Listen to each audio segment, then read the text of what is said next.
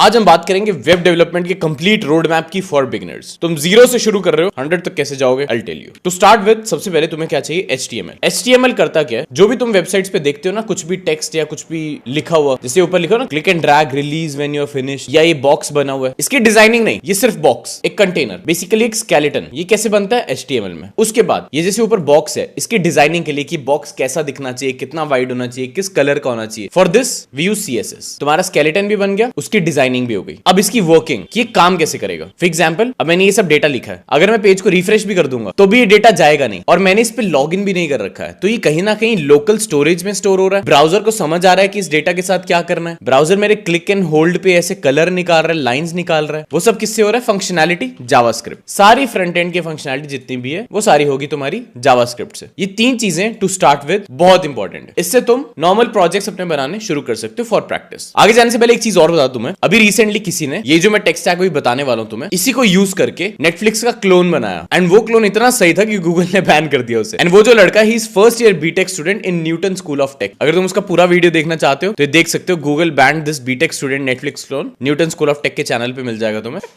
मस्त चीज है। And look at this comment, भाई तेरे साथ गलत ही क्यों हो रहा है। Dude, like to be honest, it's not गलत एक्चुअली, क्योंकि क्लोन्स बहुत सारे हैं मार्केट में, इवन मैंने भी क्लोन्स बनाए हैं, बट कभी बैन नहीं हुआ है। तो इट्स लाइक अ कॉम्प्लीमेंट अगर गूगल तुम्हारा क्लोन नोटिस करके उसे बैन कर रहा है तो, क्योंकि तुमने उसमें कुछ ऐसा फाड़ बनाया। इससे एक बात तो है, न्यूटन स्कूल ऑफ टेक जो अपने एडवांस करिकुलम की बात करती है, it's really working. They got their students project बैंड। थोड़ा इसके बारे में डिटेल में बता दूं, इनका जो करिकुलम है वो मैंग के प्रोफेशनल से डिजाइन किया, जो कि इंडस्ट्री में जो रिक्वायर्ड है उसको मैच करता है। लेकिन इसमें ऐसा क्या सिखा रहे हैं कि भाई फर्स्ट ईयर का बच्चा प्रोजेक्ट्स बना रहा है, एंड दैट्स प्रैक्टिकल एक्सपीरियंस। इसमें फर्स्ट ईयर से तुम्हें कोडिंग सिखाना शुरू कर देते हैं। और सिर्फ इतना ही नहीं, इसके अंदर तुम्हें मिलेगी मैंडेटरी इंटर्नशिप, AI वर्कशॉप्स, जिसमें इंडस्ट्री के टेक जायंट्स आपको 1-on-1 मेंटोर करेंगे। और तो और इनके एक स्टूडेंट ने 1.25 लाख की इंटर्नशिप क्रैक की है GSOC के थ्रू। देखो मेरी बात मानो, कोडिंग एंड AI में अगर स्ट्रांग बनना है तो प्रैक्टिकल नॉलेज बहुत जरूरी है, तुम्हें हाथ पैर मारने ही पड़ेंगे। सो अगर तुम न्यूटन स्कूल ऑफ टेक में एडमिशन लेना चाहते हो तो NSAT के एग्जाम के लिए रजिस्टर करो, नीचे डिस्क्रिप्शन में तुम्हें लिंक मिल जाएगा। फिर बाद में मत बोलना एक और अपॉर्चुनिटी मिस कर दी। Okay, let's get back to road map. HTML done, CSS done, JavaScript done. But देखो, कोई भी कंपनी जो है ना, विदाउट फ्रेमवर्क्स काम नहीं करती। फ्रेमवर्क्स क्या करते हैं हम तुम्हारे, उनके लिए तुम्हें पहली बात तो ये चीजें आनी बहुत जरूरी है। जावास्क्रिप्ट अच्छे से आनी चाहिए, CSS अच्छे से आनी चाहिए। तुम डायरेक्टली फ्रेमवर्क्स पे नहीं कूद सकते, क्योंकि फ्रेमवर्क्स के अंदर भी तुम यही चीजें यूज करोगे, बट फ्रेमवर्क्स तुम्हें बनी बनाई फंक्शनैलिटी दे देते हैं, सो दैट तुम हर चीज को फिर से डिजाइन मत करते रहो। तो वो बनी बनाई चीजें उठाओ, उनमें अपना लॉजिक डालो, उनको यूज करो एंड प्रोडक्ट्स बनाओ। For example, we have React, it's not a framework, it's a library. दोनों में फर्क क्या होता है, फ्रेमवर्क तुम्हें बहुत सारी फंक्शनैलिटीज प्रोवाइड कर देता है, लाइब्रेरी प्रोवाइड नहीं करता फंक्शनैलिटीज। अगर तुम इसका कोई फ्रेमवर्क करना चाहते हो, रिएक्ट के बाद तुम Next.js कर सकते हो, but I would not recommend this for beginners. इसमें बहुत हौच पौच हो जाएगा। तो तुम क्या करो, जावास्क्रिप्ट के बाद रिएक्ट अच्छे से कर लो। रिएक्ट करने के बाद तुम्हारा फ्रंट एंड हो गया, एक टेलविंड रहता है, सॉरी टेलविंड CSS। तुमने CSS कर लिया, अब तुम टेलविंड CSS कर लो। It's again a framework built on top of, जिसमें तुम्हें बनी बनाई क्लासेस मिल जाएंगी यूज करने को डायरेक्टली। तुम्हारा इतने में फ्रंट एंड कंप्लीट हो गया। फ्रंट एंड क्या होता है, बेसिकली जो भी तुम्हें दिख रहा है सामने, बट ये डेटा जो है ये कहां से उठ के आ रहा है और कहां जा रहा है, वो सब क्या है, बैकएंड। उसके लिए बैकएंड के लिए तुम्हें क्या करना है, बैकएंड में तुम Next.js कर सकते हो, but I would recommend Node.js करो, क्योंकि Next.js करोगे तुम्हारा बहुत हौच पौच हो जाएगा, तुम्हें समझ नहीं आएगा फ्रंट एंड क्या है, बैकएंड क्या है, दोनों मिक्सअप हो जाएंगे। तो इट्स बेटर तुम पहले Node.js कर लो, बैकएंड सेपरेट हो जाएगा, फ्रंट एंड सेपरेट हो जाएगा। दोनों चीज सेपरेट करके उनको जोड़ना है, उनके बीच में कनेक्शन बिठाना है, which is like HTTPS। Backend की लैंग्वेज हो गई। Node.js से पहले तुम ये सब पढ़ सकते हो, HTTPS वगैरह, हाउ इंटरनेट वर्क्स। HTTPS हो गया, SSL हो गया, TCP, UDP, ये सब तुम्हें प्रोटोकॉल्स पढ़ने पड़ेंगे, ये काम कैसे करते हैं, सिर्फ पढ़ने। उसके बाद यूज तो तुम डेली करते रहोगे, बस तुम्हें पता होना चाहिए तुम जब यूज कर रहे हो तो कौन सा प्रोटोकॉल यूज कर रहे हो, क्या चल रहा है बैकएंड में, तो नॉलेज होनी चाहिए उस बारे में। ये डन है। एक तुम यहाँ पे कर लेना गिटहब, कि अब जो तुम सारा कोड लिखोगे ना अपनी लोकल मशीन पे, उसको कहीं ना कहीं क्लाउड पे स्टोर करोगे ही करोगे, सो दैट कभी तुम्हारी मशीन खराब हो जाती है, कुछ हो जाता है, एक बैकअप बना रहेगा। एंड ऑल्सो जब तुम बड़ी बड़ी टीम्स में काम करते हो तो अब तुम एक दूसरे के पीसी पे जाके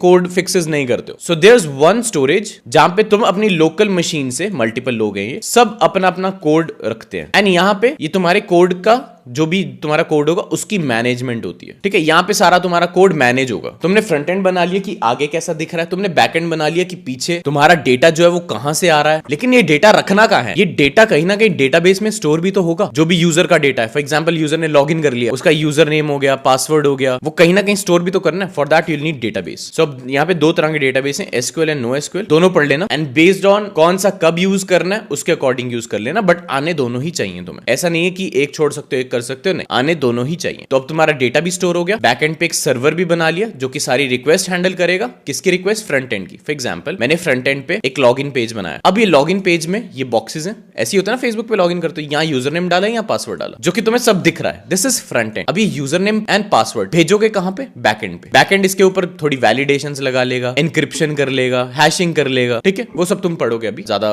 कंफ्यूज मत हो, बट इसके ऊपर बहुत सारी चीजें करेगा। उसके बाद इसको कहीं ना कहीं स्टोर करेगा। कहां स्टोर करेगा? डेटाबेस में, वो भी तुमने पढ़ लिया। अभी तुम्हारा जो सारा का सारा कोड बेस है ये कहां स्टोर होगा? गिटहब पे, वो भी तुमने कर लिया। इतना सब करने पे तुम वेबसाइट्स बना पाओगे, वेब डेवलपमेंट तुम्हारी हो जाएगी। इसके अलावा अगर तुम और टॉपिक्स पढ़ना चाहते हो तुम पढ़ सकते हो डॉकर और AI integration, which is very popular आजकल डेट में। चैट जीपीटीज की एपीआई कैसे यूज करनी है, ये सब एक्स्ट्रा चीजें हैं, इन सबको तुम कर सकते। करोगे तो अच्छा है, नहीं करोगे एज अ फ्रेशर तुम्हें जरूरत भी नहीं पड़ेगी इतनी ज्यादा। तो इतने में तुम्हारा वेब डेवलपमेंट का सारा रोड मैप कंप्लीट हो जाएगा। And don't forget to check out Newton School of Tech, link मेरे डिस्क्रिप्शन में मिल जाएगा। And all set.